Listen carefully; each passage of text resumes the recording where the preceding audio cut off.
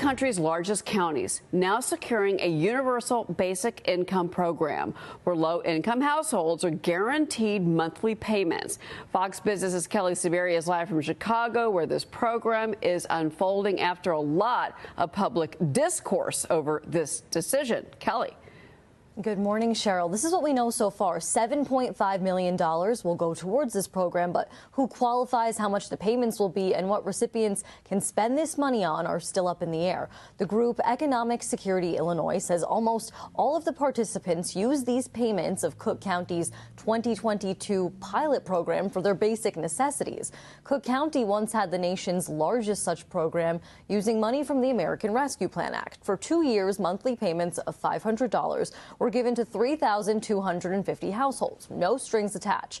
56% of those in the program were employed with an average income of $21,000. Now, 94% of recipients said the money went to emergency expenses, while an Illinois think tank says that they don't believe this expense, or excuse me, that this money for these people is not worth the expense to Illinois taxpayers. Listen to this. There are over 700,000 individuals in Cook County who are below the federal poverty line. If you extended it to every individual at current program rates, that would cost over $4 billion. We're told the county's Bureau of Economic Development will have some of the answers to our questions by mid to late 2026. Cheryl, back to you. Kelly Saberi, thank you so much. A lot to unpack there from this. And, you know, to be clear, what they're talking about here is with this guaranteed basic income is there's no requirement.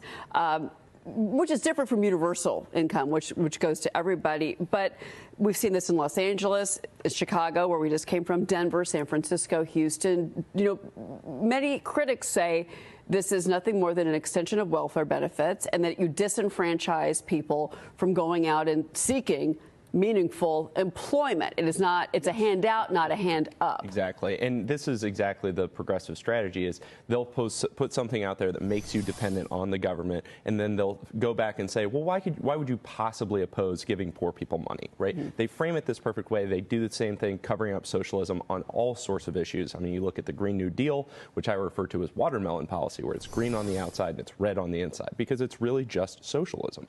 But they go back and they say, how could you possibly go against protecting the environment?